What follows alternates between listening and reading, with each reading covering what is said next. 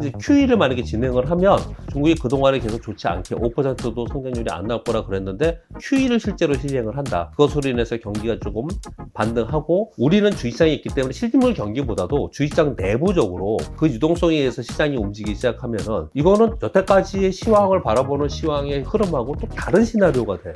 그래서 이게 어떻게 될지는 굉장히 중요하게 생각해야 되고 이것이 만약에 중국판 QE가 나온다 그러면 우리나라 시황은 지금 보는 것보다 좀 더 높게 봐야 돼요. 더 우호적으로 볼 필요가 있습니다.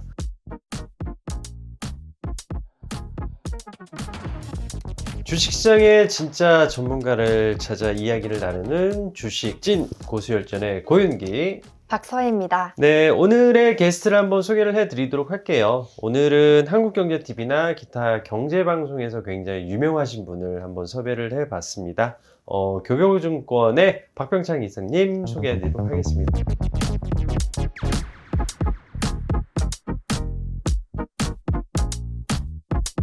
안녕하십니까 여러분. 우리 최성원 대표님하고 개인적인 친분이 있습니다. 그래서 의견을 듣고 여기까지 오게 됐습니다. 아름리서치가 우리 시장에서 한 역할이 굉장히 중요하고 그리고 그동안에 많이 잘 해왔는데 앞으로 더 번창하기를 바라는 마음에서 오늘 여기까지 오게 됐습니다.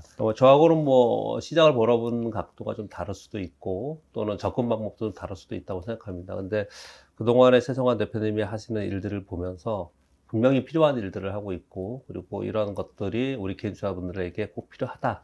그리고 이런 분들이 더 번창해야 된다라는 개인적인 의견을 좀 가지고 있습니다. 그런 자리에 제가 와서 이런 방송을 같이 하게 되어서 영광으로 생각을 합니다. 오늘은 근데 좀 애석하게도 우리 박병창 이사님의 전문 분야인 주식 종목이나 좀 매매보다는 뭐 전체적인 그래도 주식을 함에 있어서 뭐 글로벌적인 그런 어떤 시황이라든지 이런 게 또 중요하거든요. 네, 그래서 흐름이나 네, 맞습니다. 그래서 1분기도 끝났고 이제 4월 또 4월을 시작했는데 또 시장이 그렇게 좋지도 않은 그런 상황이라서 한번 전체적인 시황에 대해서 한번 오늘은 들어볼까 해요. 최근에 이제 아무래도 금리 관련된 얘기를 먼저 할 수밖에 없을 것 같습니다. 미국의 금리가 이제 코로나19로 인해서 유동성이 많이 풀렸었는데 네. 그때 2022년도에 불과 1년 만에 무려 금리를 425bp나 엄청나게 올렸었죠. 그러고 나서 작년 7월 달에 5.5%로 현재까지 지금 동결이 지금 이어지고 있는 상황인데요. 이런 상황에서 지금 작년부터 미국의 기준금리 인하에 대한 기대감이 있었는데 좀 안타깝다고 해야 될까요? 아니면 뭐 긍정적으로 봐야 될지 모르겠지만 그런 금리 인하 기대감이 지금 조금씩 옅어지고 있는 그런 상황인데 혹시 그 이사님 최근에 이런 어떤 미국의 기준금리와 관련된 동향에 대해서 혹시 어떻게 생각하시나요? 일단 이거부터 말씀드릴게요. 기준금리를 인하하면 주식시장이 좋은 것이냐, 무조건 좋은 것이냐, 꼭 그런 부분은 아니에요.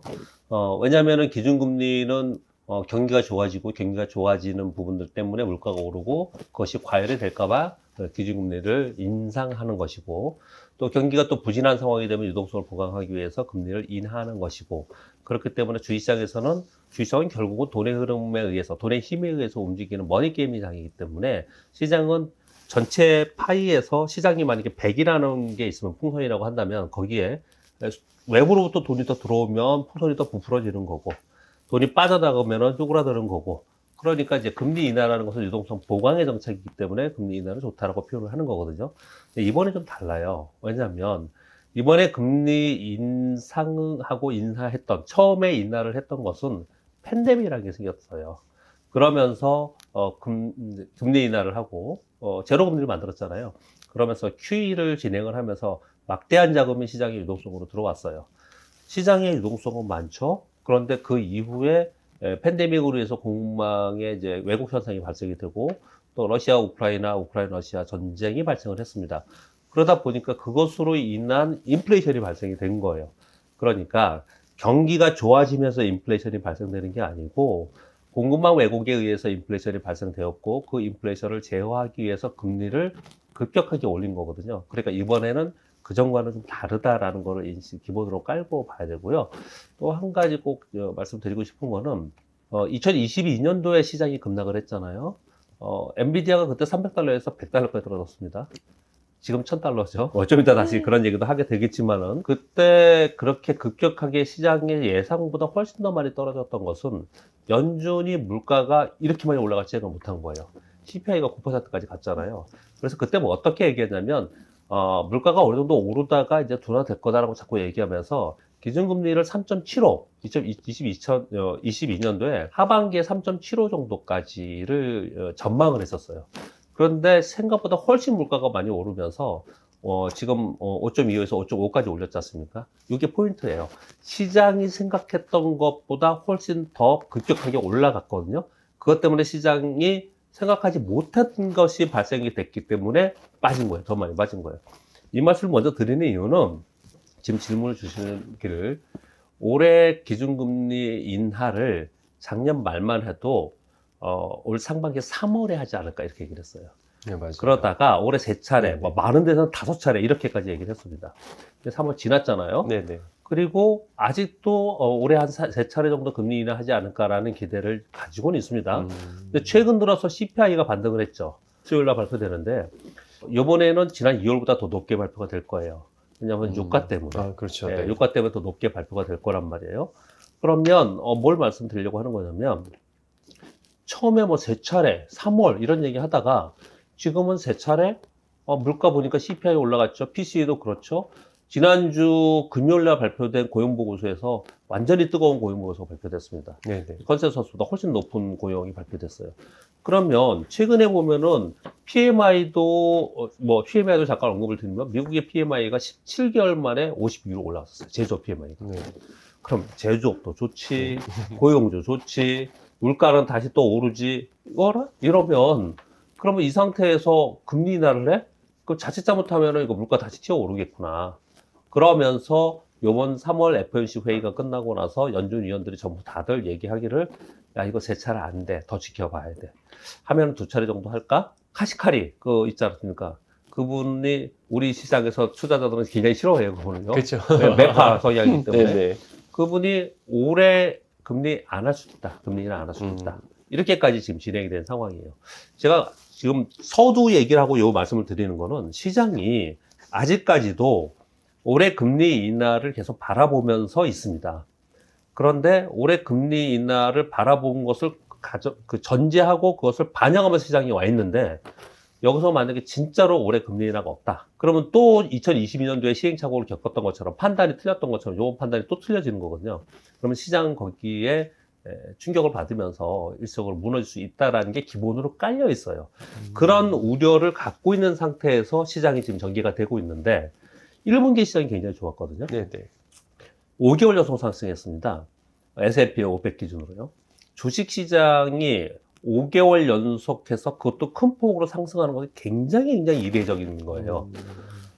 지금 악재 뉴스들이 굉장히 많음에도 불구하고 이례적으로 5개월이나 올랐고 지난 1분기에는 또 이례적인 분기 10% 이상의 상승을 했거든요. 그러니 지수는 이만큼 올라와 있고 그리고 그동안에 기대치가 있었는데 기대치는 지금 뒤로 후퇴하고 있고 그러면 이제 불편해진 거예요. 사람들 마음이 지금. 이게 4월 들면서 4월 첫째 주에 하락을 하기 시작을 했고 그리고 이번 주에도 별로 좋지 않죠. 네. 이런 흐름이 지금 나오고 있는 것이라고 보시면 되거든요. 근데 말 나온 김에 말씀을 좀 드리면 기준금리에 대해서는 파월 의장 얘기가 중요합니다. 파월 의장이 지난번 3월 6일 청문회에서 어떤 얘기를 했냐면 현재의 기준금리를 너무 빨리 인하하는 것도 굉장히 주의하고 있다. 즉 우려하고 있다. 이것도 문제다라고 얘기를 하지만 또 반대로 지금의 높은 금리를 너무 오랫동안 유지하는 것도 주의하고 있다. 이것도 문제다. 이렇게 얘기를 하고 있는 거거든요. 그거는 여러분 다 아시다시피 기준금리 5% 이상 굉장히 높은 겁니다. 과거에 글로벌 금융위기, 미국의 부동산 버블 붕괴가 있었을 때 바로 직전에 그때 미국의 기준금리가 5.2 정도 됐었어요. 굉장히 높은 금리입니다. 이 금리를 계속 유지한 상태에서 전 세계 경기가 버텨낼 수 있을까? 또는 취약한 계층이 또는 취약한 부분이 버텨낼 수 있을까? 아마도 문제가 생길 거라고 저는 생각을 합니다. 그걸 미리 얘기했던 사람들이 작년, 재작년에 시스템 위기 온다고 하면서 막 인기를 끌었던 분들이 있었어요. 근데 너무 미리 얘기한 거죠. 근데 그런 가능성이 지금 현재 없는 건 아니거든요. 그런 상황 속에 있기 때문에 시장은 좀 불안해하는 거고 그런 불안한 상황 속에서 주식시장은 또 어떤 특징을 갖냐면요. 굉장히 좋은 얘기가 막 나오면은 뉴스도 좋은 부분이 안 나와요. 근데 4월 들어 첫째 주 들어서 지금 매물이 나오면서 좀 조정을 많이 빠지지 않았어요. 근데 조금 불안불안하지 않습니까? 그 보면은 악재성 도수뿐이 없잖아요. 국제수익이 올랐죠. 그렇죠. 그리고 지정학적 리스크 때문에 유가 오르죠. 거기다가 달러 인덱스 오르죠. 우리 원화 환율이 1,350원, 요즘에 별 얘기 안 하는데 우리나라 원화 환율은 1,350원 되면 그냥 뭐 환 시장만이 아니고 전체 금융시장 전체가 굉장히 깜짝깜짝 놀라는 가격이에요. 맞습니다. 네. 근데 지금 그냥 별 얘기 없거든요. 그러니까 지금 상태는 굉장히 좀 우려스럽고 불안한 상태에 있는 것은 분명히 맞거든요. 그런 가운데 시장이 있기 때문에 시장에서는 불안하다 이 얘기만 계속하면서 이거 언제 그러면은 뭐 도망가야 돼? 아니면 조금 더 버텨볼까? 이러고 있는 게 지금 현재 상태이고 미국의 기준금리에 대한 마지막 결론의 개인적인 의견은 아까 파월 의장 예를 그 말씀을 전해드린 이유는 이 상태로 계속 가는 것은 너무 빨리 내리는 것도 문제지만 이 상태로 계속 올해 연말까지 카시카리처럼 얘기한 것처럼 금리 인하를 하지 않는다. 이거는 정말 더 중대한 위기를 초래하지 않을까라고 저는 개인적인 생각을 합니다. 그래서 현명한 연준이 소위 보험적 인하, 미래에 닥칠 위험을 미리 대비하기 위해서 보험적 인하를 상반기 내 한 6월 정도에 한 25% 하고 그 다음에 하반기에 경과 상황, 물가나 경기 상황을 좀 지켜보면서 뭐 한 차례, 두 차례 정도 하는 이 정도가 정말 현명한 판단이지 않을까라고 그 뛰어난 사람들이 하는 거지만 저는 그냥 일개 증권사 직원이지만 저 개인적인 생각은 그렇게 보고 있습니다. 고견 너무 감사합니다. 이제 금리 인하와 관련해서 네. 시청자분들께서 관심 가질 만한 뭐 종목이나 섹터 등이 있을까요? 과거에는 이제 금리 인하라는 건 유동성을 주는 거잖아요. 근데 거기에 이제 이론적으로도 그렇고, 실제 실전에서도 그렇고, 금리 인하를 하면 시장에 돈이 들어오니까, 시장에 돈이 많으면 웬만한 것들은 다 상승을 하거나, 좀 좋지 않은 기업들도 상승을 해요. 근데 돈이 별로 없잖아요. 그러면 정말 우리 증권가에서 어떻게 얘기하냐면, 그 모래사장에서 바늘찾기. 종목들이 탁탁 꼬집어서 그런 종목들만 차별화되면서 가거든요. 요즘 시장 보세요. 오늘 지금, 오늘이 월요일이죠. 오늘 지금 녹화를 하고 있는, 오늘 보시면, 오늘 삼성전자가 보합이고 자동차 몇 개만 뜨고, 지금 삼성 종목수보다 하락 종목수가 3배 이상 돼요. 그러니까 하락 종목수 훨씬 많아요. 그러니까 이게 수익을 내는 종목들을 찾기가 굉장히 어려워지는 거거든요. 이걸 그 행동심리학에서는 어떻게 얘기하냐면, 행동경제학, 행동심리학에서 어떻게 얘기하냐면, 곰팡이와 효모균, 이런 걸 비교를 하거든요. 잠깐 말씀을 좀 드리면요. 얘들은 어떤 속성을 갖냐면, 그, 곰팡이니까 좀 지저분한 데가 더 좋은 환경이겠죠. 자기들이 환경이 막 좋으면은 막 분열해가지고 각자 도생으로 산다고 합니다. 먹을 게 많으니까. 그런데 좀 어려워지는 상황이 됐어요. 그러면 한 대 뭉쳐갖고 한 덩어리를 하나로 산대요. 얘들은. 그런 속성을 갖는다고 합니다. 주식시장이 그래요. 주식시장이, 유동성이 풍부하게 돼서 이것저것 얘도 뜨고, 쟤도 뜨고, 테마도 뜨고, 막 이런 상황이 되면은 거래하기도 좀 쉬워지고, 전체적으로 좀 오르는 그런 분위기가 됐고, 그런 분위기가 되면은 소위 지금 수익이 나지 않는다 하더라도 미래의 수익이 날 수 있을 거라는 스토리를 갖는 성장주들이 뜹니다. 그래서 보통은 유동성이 보강이 되고 금리 인하 시기에는 성장주가 상승을 하고 그리고 금리 인상을 하면 유동성이 회수되기 때문에 성장주가 하락을 하고 그리고 가치주가 뜬다. 이렇게 표현을 하거든요. 그런 생각을 해보세요. 지금 금리가, 미국의 금리가 5.2에서 5.5%인데 요번 상승은 어디 가서 떴어요? AI 반도체 성장주가 다 뜬 거잖아요. 네네. 전체적으로는 이쪽이 떴고, 그럼 가치주에 있는, 전통적인 가치주에 있는 뭐 의류라든지 신발이든지, 나이키 주가 한번 보세요. 여러분. 어떻게 된다. 나이키 주가 계속 떨어지고 있어요. 그런 쪽은 오히려 대수나 이런 쪽은 좋지 않았습니다. 즉, 예전의 환경하고 지금의 환경이 굉장히 많이 달라요. 그래서 이분법적으로 금리 인하되면 성장주가 뜨고, 가치주가 오르고, 또 이제 금리를 인상하게 되면은 그러면은 그런 시기에는 오히려 성장주 하락하고 이렇게 생각하는데 그러면 지금까지는 성장주 위주로 떴어요. 금리 이렇게 높은데? 그럼 앞으로 질문을 그렇게 주셨잖아요. 앞으로 금리 인하해. 금리 인하기에는 성장주가 뜬다면서요. 그러면 성장주만 계속 뜨고 가치주는 언제 움직여요? 그렇잖아요. 근데 오히려 지금 어떻게 얘기하자면 미국의 경기 지표가 좋게 나오면서 이제는 성장주가 너무 소위 좀 부담스러운 가격까지 왔다라는 논의가 좀 되면서 가치주를 한번 좀 보자 이런 얘기가 됐거든요. 그러면 여태까지 우리 생각했던 논리하고 좀 다르잖아요. 그렇죠. 그래서 저는 어떻게 생각하냐면 시장은 어떤 시기든 간에 스타일 펀드나 이런 것들은 지금 그 논리대로 움직이는, 아직도 그런 걸 뭐라 그러죠? 자기들이 세워놓은 이론대로 움직이는 그런 주의를 뭐라 그러죠? 그 교조주의? 이렇게 딱딱 거기에 맞춰지는 이제 그런 거래를 하는 쪽이 아직이 큰 자금들이 움직이고 있습니다. 그래서 그게 틀린 건 아니에요. 틀린 건 아니지만 우리 개인 투자들이 바라볼 때는 항상 주식은 미래의 성장 가치에 투자하는 거예요.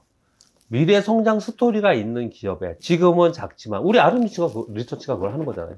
지금은 작지만 이 지금의 이 기술력을 가지고 성장하는 기업을 찾아서 그 성장하는 기업을 가지고 가는 거거든요.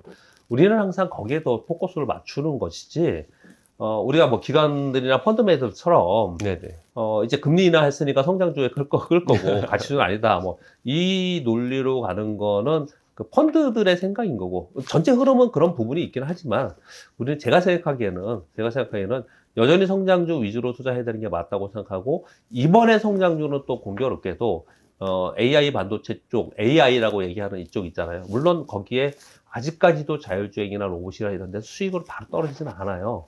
그런데 하드웨어 쪽은 곧바로 엔비디아는 수익이 지금 찍히고 있잖아요. 네네. 수익이 찍히는 쪽을 성장 섹터들이 지금 움직이고 있기 때문에 요번 그 대세의 흐름에 따라서 가면은 굳이 그걸 구분할 필요는 없지 않을까라는 생각을 하고 있습니다.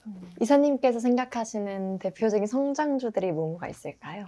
지금 뭐 섹터로 얘기를 드리면 일단 종목 얘기는 저희들이 잘 안 하는 편이거든요. 종목은 그냥 컴플라이언스 이슈가 있습니다. 네네. 요즘에 그리고 시장이 많이 바뀌었어요. 개인투자분들이 목소리가 굉장히 높아졌고, 우리 개인투자분들이 예전보다는 이게 직접 쌍방향 방송을 하잖아요. 이거 방송 나오면 댓글 달릴 거 아니에요. 그리고 이제 그런 부분들이 있기 때문에 예전보다 더 좋아지는 환경도 있지만 더 나빠지는 환경도 있어요.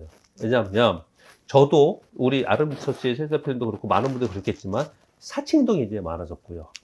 사칭도 훨씬 정말요? 많아요. 정부 때문에 네, 아주 맞아요. 골치 아팠습니다. 그동안에. 네네. 그래서 종목을 만약에 제가 어떤 걸 얘기를 했다. 그래서 그 종목을 가지고 이용해서 그대로 그걸 따가지고 그렇게도 많이 해요.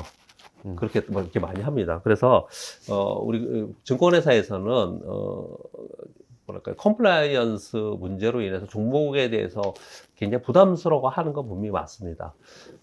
제도도 훨씬 더 규제도 예전보다 강화되고요. 뭐 그렇다고 그러면은 종목 얘기 안 하고 무슨 주식하는 사람들이 무슨 얘기 하냐 그렇잖아요. 그래서 설명이 좀 부연설명이 길어졌는데요. 항상 종목 얘기를 할 때는 그 종목이 속한 섹터 위주로 보고, 그리고 그 종목을 얘기했을 때 이제는 그러신 분은 없으실 거라고 생각하는데, 저 사람이 좋게 얘기하네 그러면 그냥 바로 사고 뭐 이러지는 여러분들이 아시겠죠. 근데 그런 걸 전제로 해서 말씀을 좀 드려보면은, 이 산업 사이클상 반도체가 트렌드 포스가 계속 안 좋다가 작년 여름부터 저점을 형성하지 않을까 이런 얘기 계속 했었어요. 근데 아무도 안 믿었습니다. 특히 국내 애널리스트들이 잘 안 믿었어요. 왜? 디램 현물 가격이 아직까지 바닥이잖아. 얘가 터닝을 해야 되는데 그거 보고 확인해서 해야 됩니다. 이런 얘기를 계속 했었어요.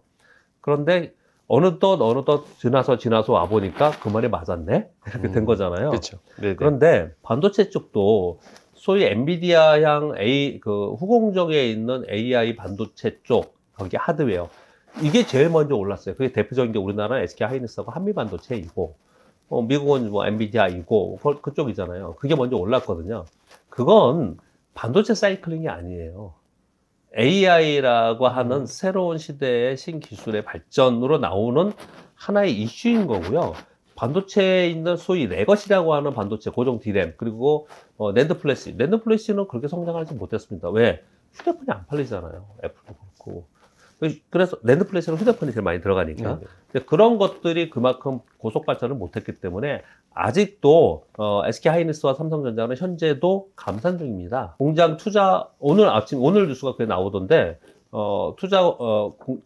라인 증설을 하려고 계획했던 거 유보했었거든요. 여러분 뉴스 보셨는지 모르지만, 그래서 평택 공장에 대규모 인력들이, 평택 공장에서 공장의 근로자들이 문을 닫아두고 대거 나오는 이런 뉴스가 나오기도 했어요. 그런데 오늘 뉴스 보니까 제가 다시 라인 증설 재강동 공사 시작한다. 오늘도 그렇게 뉴스가 나오고 있거든요. 그러니까 이제 좋아진 것을 확인하고 그 터닝을 하는 거예요. 그런 관점으로 볼 때 지금 반도체 주식이 많이 올라와 있지만 전체 사이클링으로 봤을 때는 어느 쪽만 있을까요? 이제 초입은 지나간 것 같고, 그리고 이제 중간 단계에 근처에 가지 않았을까? 퍼센트 1부터 10까지로 봤을 때 10이 끝이라고 본다면 한 4 정도? 5 정도? 이 정도 지금 가고 있지 않을까 생각이 들어요. 그래서 거기는 아직까지 기회가 더 있다라고 생각을 하고요. 근데 반도체에는 종목들이 무지하게 많습니다. 무지하게 많은데 굳이 말씀을 드리면 후공정이 먼저 올랐어요. 반도체는 항상 아시겠지만 장비 먼저 움직입니다. 장비 움직이고 부품 움직이고 그 다음에 소재 이렇게 순서대로 움직이거든요. 근데 그래서 전공정이 많이 움직였는데 이번에 후공정 먼저 움직였어요. 그래서 장비는 꽤 올랐어요. 근데 부품하고 소재는 안 오르는 부분이 있습니다. 그런 쪽에서 찾아보시는 것 괜찮다고 생각을 하고 있고요. 대표적으로 맨날 얘기하는 게 로봇과 자율주행이잖아요. 그런데 로봇은 가시화된 부분이 좀 있습니다. 왜냐하면 실제로 우리 음식점 가면 로봇을 많이 보잖아요. 물론 굉장히 저사양의 로봇들이지만 높은 고도 사양의 로봇들은 뭐 아마도 테슬라에서 나오겠죠.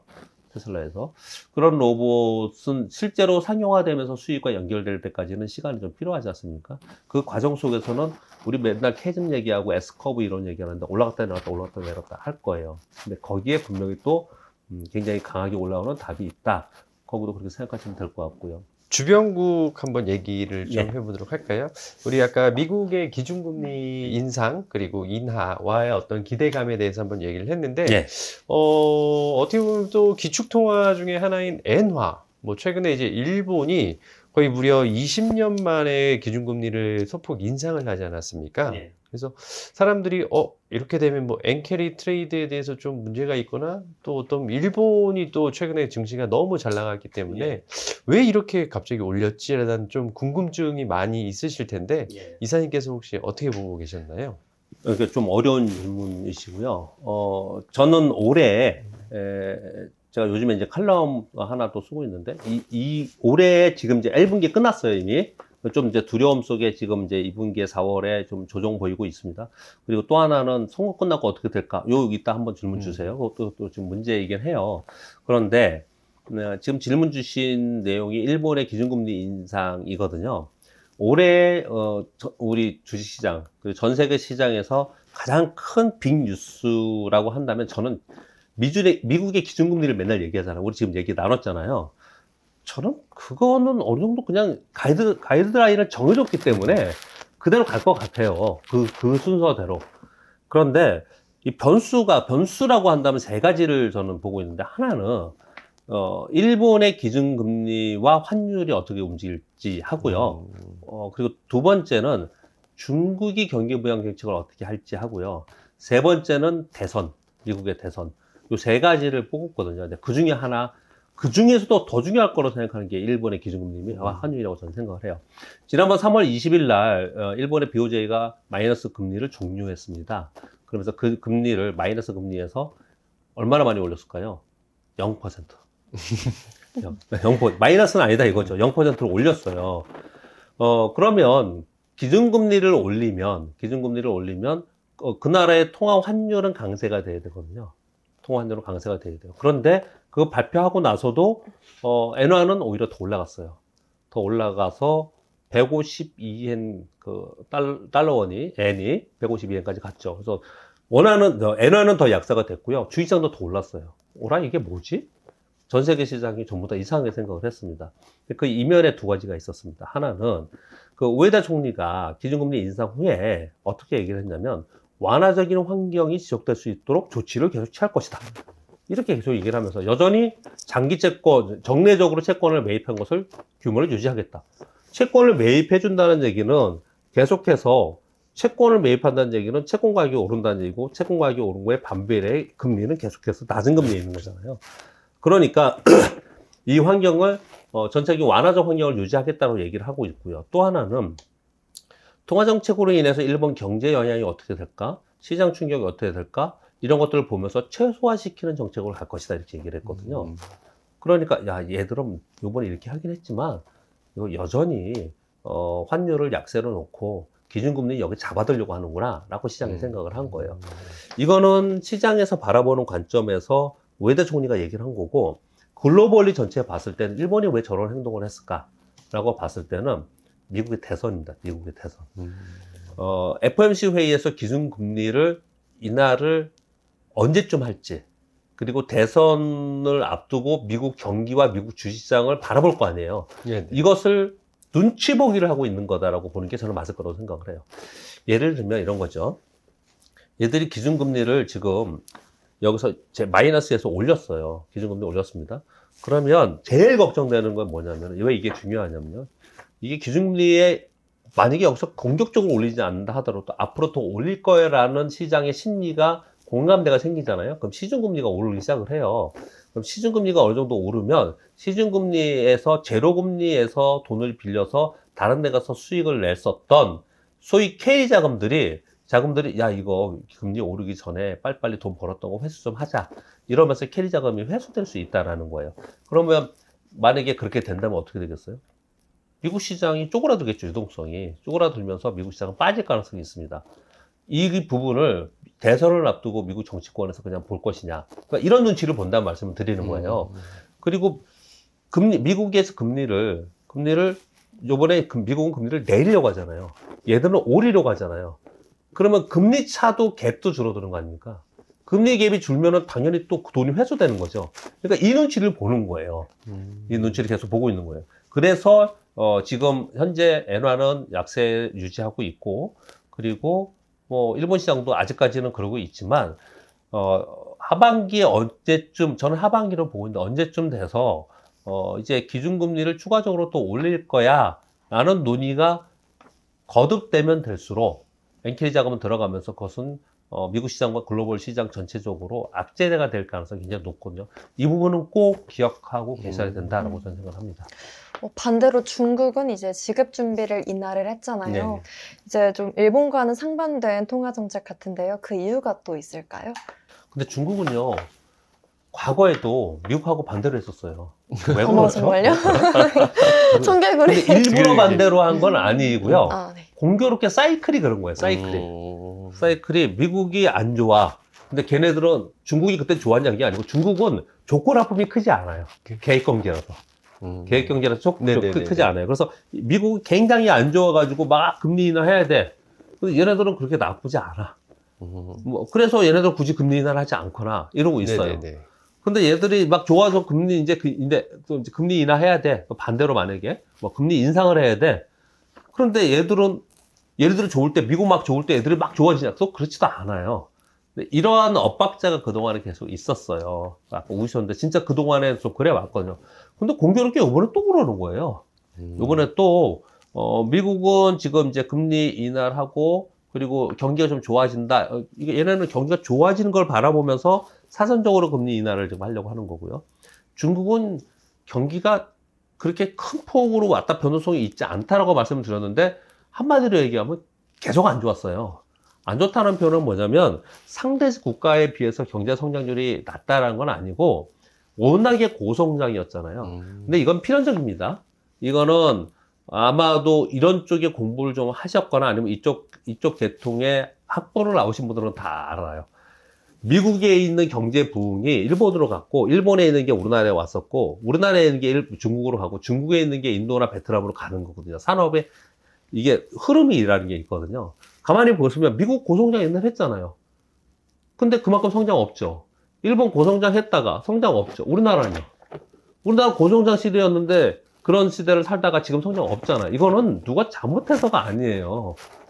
어떤 위정자가 잘못한 것도 아니고 어떤 계층이 잘못한 것도 아닙니다. 이런 흐름으로 가는 거예요. 중국도 고성장이었다가 지금 이제 저성장으로 들어갔잖아요.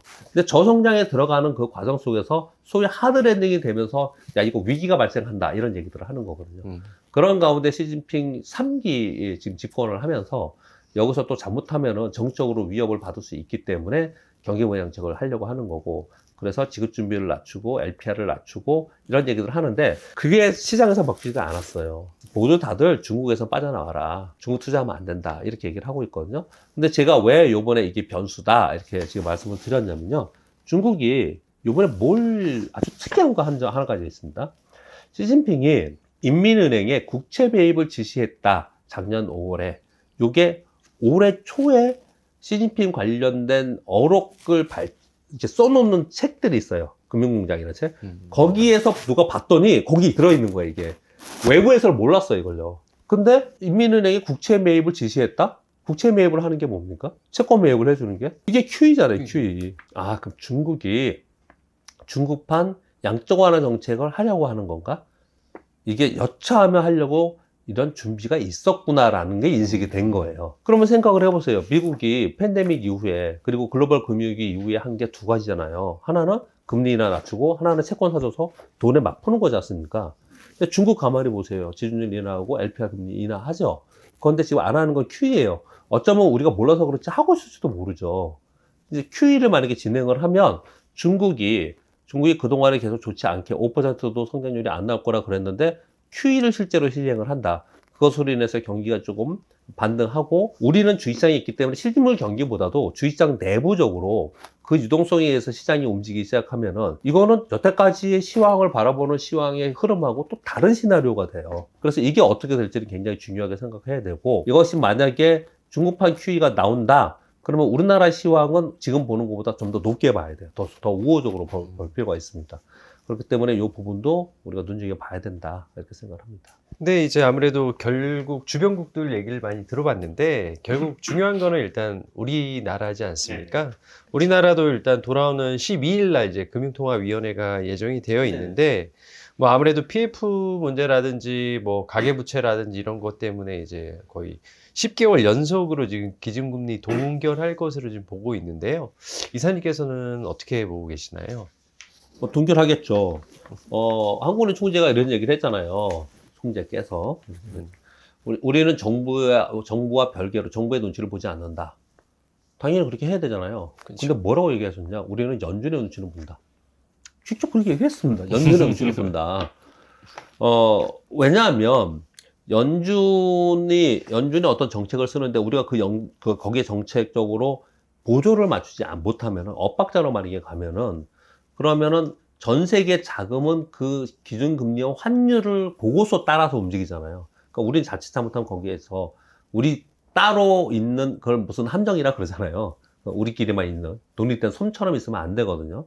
그럴 때 거기서 연동을 하는데 기본적으로 지금 얘기 가만히 들어보면은 ECB 유럽에서 그 기준금리 인하를 먼저 할 것 같아요. 지금 느낌상으로 보면요. 그건 왜 그러냐면은 유럽이 경기가 더 안 좋아요. 그래서 금리 인하를 빨리 해서 경기를 좀 살려야 되는 거거든요. 우리나라는 어때요?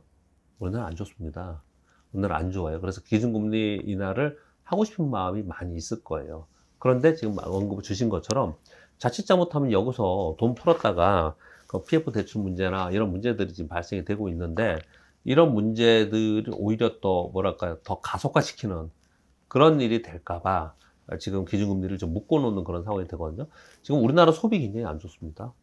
굉장히 이론적인 얘기하고 말도 빠르게 이런 얘기들 우리가 나누고 있지만은 밖에 나가보세요. 지금 나가보시면 물론 아주 높은 고가의 상품들이나 고가의 음식들을 파는 데는 여전히 뭐 줄 서서 뭐 가야 돼요. 그런데 일반적인 가게들은 굉장히 안 좋아요. 근데 제가 강연에 다니면서 많은 분들한테 얘기를 해보면 거의 100% 공감합니다. 불과 작년하고 올해만 비교를 해봐도 작년보다 올해 뭔가 좀 줄여야겠다, 좀 덜 써야겠다 이런 느낌을 굉장히 많이 받아요. 그런 느낌을 많이 갖습니다. 근데 그만큼 더 물가는 오르고 전체적으로 수입은 더 느는 것도 아니고 그런 상태에 있는 거예요.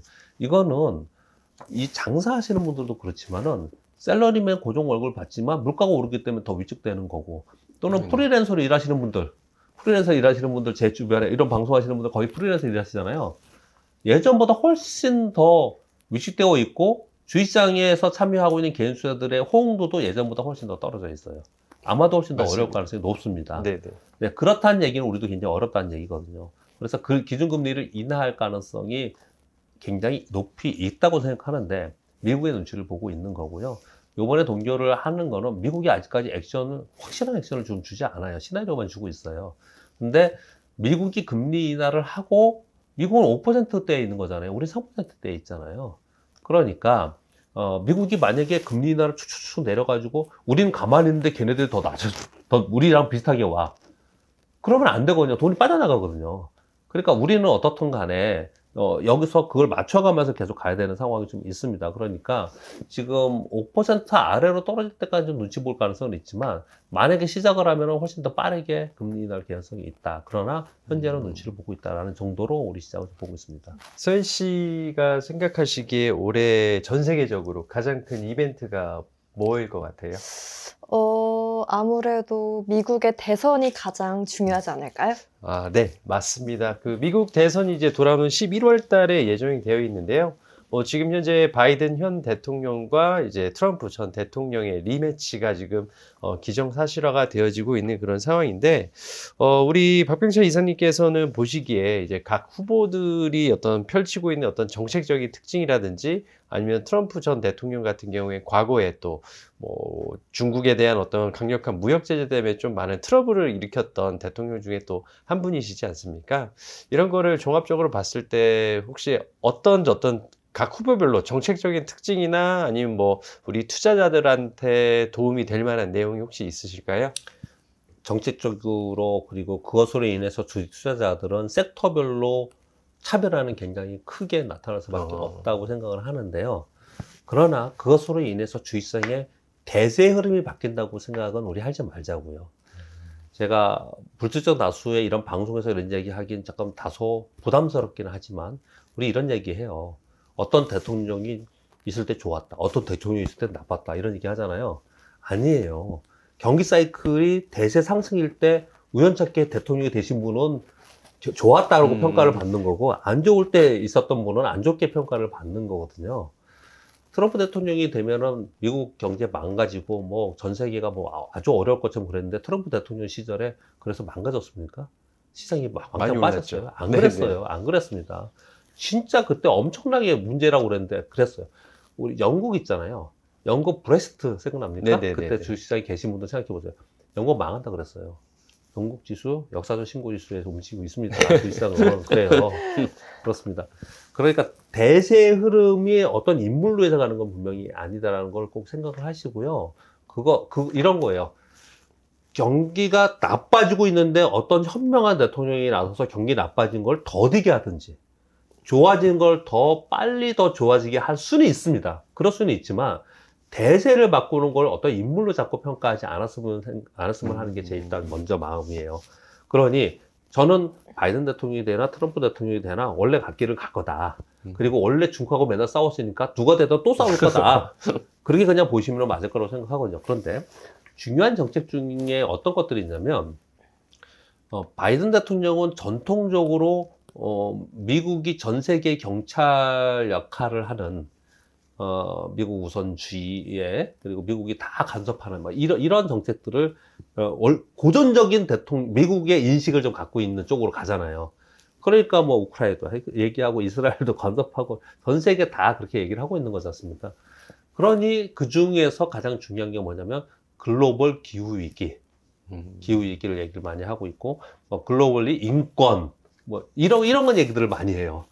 그게 자기네가 전 세계 지구의 그냥 전 세계 대통령의 자기가 트럼프 대통령은 그게 아니잖아요. 나는 미국의 대통령이야. 그렇죠. 나는 미국인들만을 위해서 할 거야. 이렇게 얘기를 하는 거잖아요. 그래서 소위 말하는 국수주의가 되는 거고 관세를 굉장히 높이고 막 철조망으로 국경 짓고 이렇게 하는 거잖아요.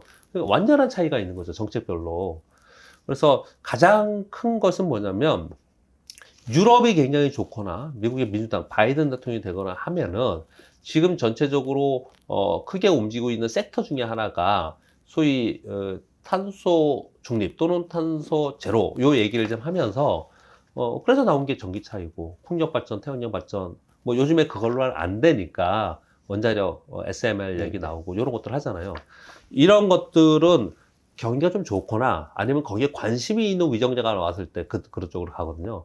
그래서 사실은 바이든 대통령 되고 나서 그쪽이 한참 많이 좋았던 거예요.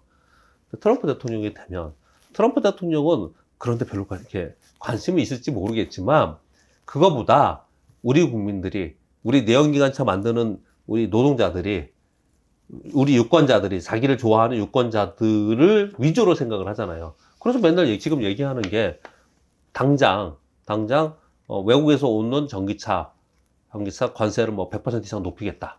이런 얘기 하고 있고요. 멕시코에서 오는 거, 우회로 오는 거, 이것도 다 막아내겠다. 이렇게 얘기를 좀 하고 있고, 높은 관세 매기겠다. 이렇게 얘기를 하는 거잖아요. 그래서 기후 위기와 관련돼서 친환경 정책이 있었던 쪽 있잖아요. 이런 쪽은 바이든 대통령이 되면 또 다시 한번 그쪽은 또 한번 시장에서 크게 움직일 가능성은 있는데, 트럼프 대통령이 됐을 때는 또 반대로 가능성이 있죠. 우리 시장에서 시가총액이 가장 높은 섹터 중에 하나가 소위 2차 전지 섹터잖아요. 네네. 그들이 오르면 시장이 오르고 그들이 네네. 빠지고 있어요. 그런데 이게 직접적으로 영향이 좀 있습니다, 지금. 음. 그렇기 때문에 한동안 트럼프 대통령이 좀 우세였잖아요. 네네. 2차 전지 굉장히 좀 안 좋았고 그랬습니다. 지금 테슬라가 안 좋은 것도 그 영향이 분명히 있어요. 왜냐하면 트럼프가 대통령이 될 가능성, 지금 거의 막상막하잖아요. 네네. 그런 정책적 요인이 분명히 있다라고 좀 보시면 될 것 같고요. 뭐 정적인 얘기는 제가 생각할 분야, 감히 얘기할 부분이 아니기 때문에 우리나라 정치나 이런 부분 생각하지 않기, 그런 것들 얘기를 안 드리겠고, 실예로 전기차 부분 하나 드린 거고요. 뭐 자동차 부분이 미국은 가장 크기 때문에 그 정책이 가장 큰 거고요. 그 외에 모든 섹터들이 그동안에 중국을 바라보면서 소위 먹고 살았던 섹터들이 좋았어요, 우리나라가요. 한동안 그랬는데 지금은 중국을 바라보면, 화장품이 대표이잖아요. 네네. 화장품 보면은 대표적으로 중국향 화장품들은 안 좋고요. 미국이나 유럽향 화장품들이 좀 좋거든요. 그죠, 업체들이. 그러니까 전체적으로 보면은 누가 되던 간에 미국과 중국의 견제 그리고 규제의 싸움은 훨씬 더 강화될 가능성이 높아요. 그렇다면 어쩔 수 없이 우리는 대중국보다는 대유럽 쪽으로 바라보면서 가는 기업들을 좀 봐야 된다. 그 정도만 말씀 좀 드릴게요.